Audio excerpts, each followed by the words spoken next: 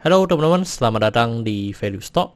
Hari ini saya akan membahas analisa fundamental saham NDQ kuartal pertama tahun 2021. Oke, ini disclaimer-nya. Yang pertama, ini merupakan sharing analisa fundamental, bukan ajakan beli jual ataupun hold suatu saham, dan keputusan investasi ada di tangan teman-teman selaku investor. Yang ketiga, dari analisa fundamental ini bisa dijadikan referensi untuk analisa saham-saham yang teman-teman miliki. Oke, pertama-tama kita masuk ke bisnis model dari saham NDQ ini. Untuk kegiatan usahanya bergerak di bidang usaha industri kalsium karbida dan ferro oil. Untuk sumber income-nya berasal dari penjualan kalsium karbidanya atau karbid. Untuk segmen usaha atau marketnya di Indonesia, Jepang, India, sama Amerika.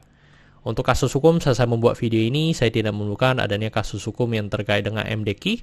Untuk kepemilikan sahamnya dimiliki oleh MD sebesar 65,14%.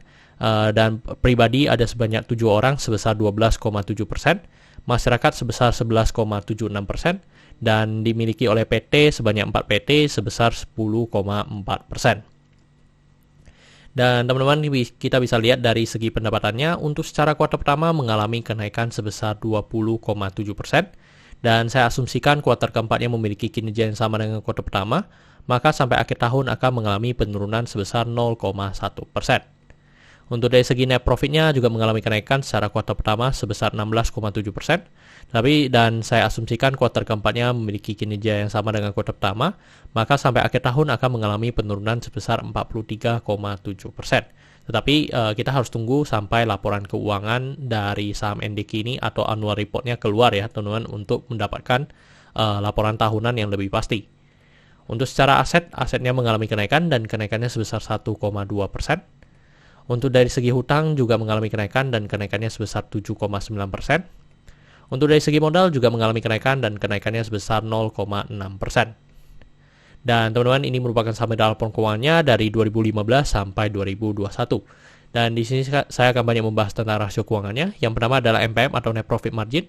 Untuk secara kuartal pertama mengalami penurunan ya, kalau secara tahunan tadi itu di 6,41%. Dan kalau kita lihat secara rata-ratanya, memang untuk MPM 2021 ini kalau secara tahunan merupakan MPM yang paling rendah. Terus untuk dari segi EPS di 9 dan membuat pernya di 23,21. Padahal dari segi harga sudah mengalami penurunan, tetapi dari segi EPS-nya juga mengalami penurunan secara tahunan. Terus untuk dari segi book value sekarang di 358 dan membuat PBV-nya di 0,58 kali. Dan teman-teman, secara histori selama 5 tahun terakhir untuk saham NDQ ini untuk secara PBV selalu di bawah 1. Untuk dari segi DER-nya di 0,1. Jadi untuk dari segi DER masih sangat kecil ya teman-teman, masih di bawah 1. Dan selama histori juga selama 5 tahun terakhir selalu di bawah 0,2 ya untuk dari segi DER. Untuk dari segi ROE-nya di 2,5%. Jadi ini juga masih di bawah 9% yang saya anut. Untuk ROA di 2,27%. Oke teman-teman, saat saya membuat video ini untuk harga sahamnya di 208 dan analisa fundamental saya bisa mendapatkan nilai intrinsic value-nya sekitar Rp300. Jadi masih memiliki margin of safety 44%. Dan ini kesimpulannya. Yang pertama dari produk dan jasa saya berikan oke karena saya melihat perusahaan ini mampu bertahan 5-10 tahun ke depan. Untuk dari segi KCG saya berikan oke karena tidak memiliki kasus hukum. Yang kedua, memiliki pemegang saham mayoritas. Untuk revenue dan net profit saya berikan oke karena mengalami kenaikan secara kuartal pertama. Untuk dari segi aset saya berikan oke karena mengalami kenaikan. Untuk dari segi liability saya berikan oke karena DER-nya di bawah 1. Untuk book value saya berikan oke karena harga juga sekarang masih di bawah harga book value-nya.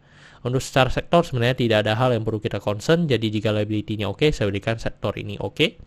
Untuk ROE saya berikan no karena di bawah 9% atau 2 kali bunga deposito yang saya anut.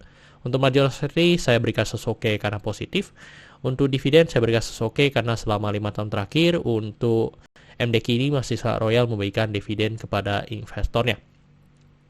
Oke teman-teman, jadi kesimpulannya adalah 10 dibanding 11 dan pertanyaannya adalah apakah saya akan membeli saham NDQ ini. Kalau teman-teman ikut video saya dari awal, mungkin teman-teman tahu bahwa MDQ ini saya memiliki posisi ya. Dan di kuartal keempat pun saya sudah menyampaikan bahwa saya punya posisi di MDQ ini. Oke teman-teman, saya rasa cukup sekian untuk video kali ini. Jangan lupa untuk like dan subscribe. Jangan lupa juga untuk follow saya di Instagram saya di roykan13. Dan teman-teman, saya ada membuat grup Telegram. Jadi teman-teman bisa join grup Telegram saya di Value Stock. Untuk linknya teman-teman bisa dapatkan di deskripsi di bawah.